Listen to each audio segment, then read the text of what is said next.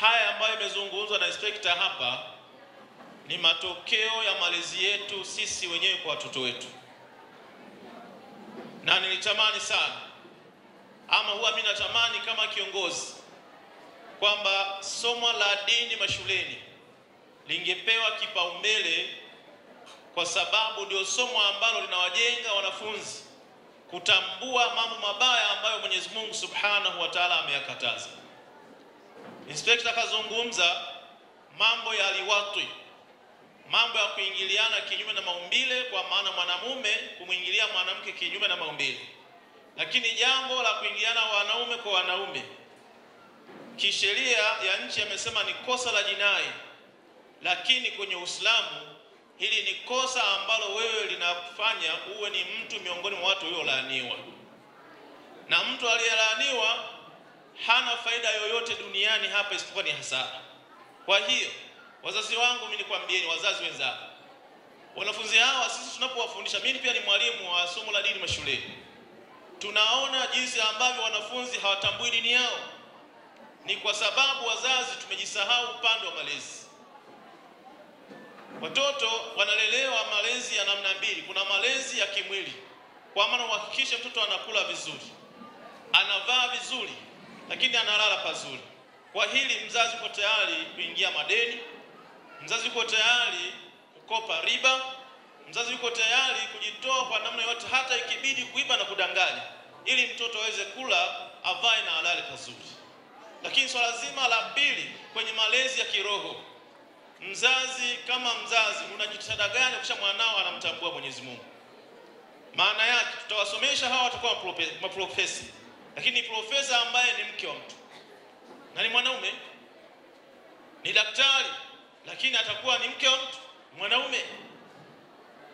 Ni kwa nini? Ni kwa sababu upande wa imani wazazi tumekosa nafasi ya kusimamia watoto wetu. Kwa haya maharibiko tunayoyaona kwenye jamii ni madogo, yataendelea kuwa makubwa wakati hawa watapofikia kuwa na wao wazazi wanalea watoto wao. Kama sisi tumeshindwa kuwalea hawa, wao wataleaje kizazi chao? Kwa wazazi, mimi nakwambieni, ni kweli shule zimechukua nafasi kubwa kuhakikisha watoto wanakuwa mashuleni kwa kipindi kikubwa sana, lakini upande wa dini watoto madrasa hivi hawapo. Tulikuwa sisi wakati tunasoma kuanzia saa 11 mpaka saa 12 kwenye madrasa. Sasa hivi wanafunzi wanashinda shuleni na wanatoka saa 12 ama wanalala kule kule. Form 4 sasa hivi wote wako kambi. Hatukatai.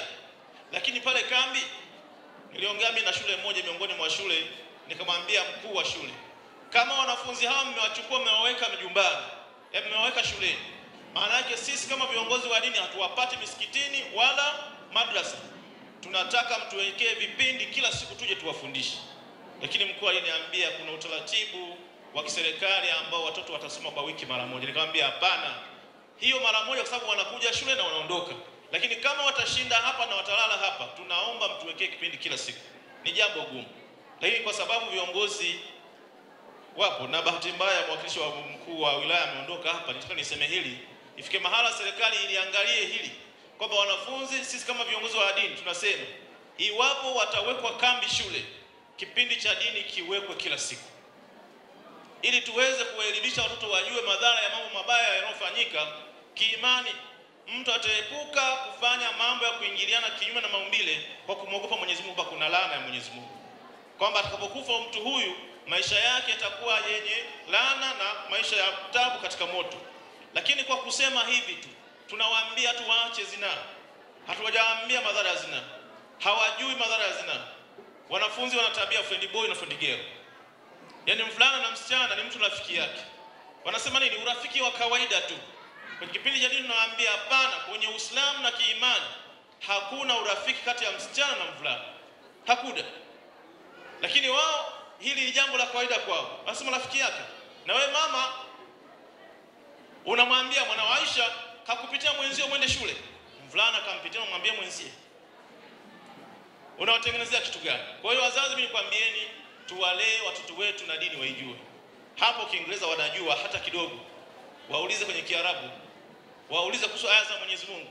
Binti kasoma Qur'ani hapa, sauti nzuri, huoni wanafunzi wanahamasika kama mwenzetu ana kitu cha msingi. Na Mtume ametuambia yule yoyote ambaye atakuwa na elimu ya Qur'ani na elimu nyingine, akiona Qur'ani si chochote, basi amedharau Qur'ani nzima. Maana yake anayejua Qur'ani ana nafasi kubwa katika jamii, kinyume na elimu yoyote, kwa sababu ni elimu ambayo inamwelekeza mtu kwenda kuepuka yale ambayo hayakubaliki na jamii, kwa sababu Allah ameshaweka utaratibu, hili jambo ni zuri na hili jambo ni baya. Ndugu zangu, nisiseme sana kutokana na muda, lakini nikuombeni wazazi, pamoja na kuwasimamia watoto wenu wanasoma shule, eneo la pili kuhakikisha watoto wanamjua Mwenyezi Mungu ni la msingi sana. Tunakwenda kukosa watu kutuombea dua. Baada ya kuwa mzazi umeondoka katika dunia hii, mtoto wako ni profesa lakini hana muda wa kuombea dua, na akitaka kuomba dua atawaita mashehe waje waombe dua, yeye mwenyewe hawezi. Kwa maana tunaandaa watu ambao hatakuwa na nafasi ya kutuombea dua mbele ya Allah Subhanahu wa Ta'ala. Wazazi mnadhima, na ni wajibu wenu kuhakikisha watoto wanakuwa na maadili kwa kumtambua Mwenyezi Mungu, si kwa kuwaambia tu kwamba tukiwa wamche Mwenyezi Mungu.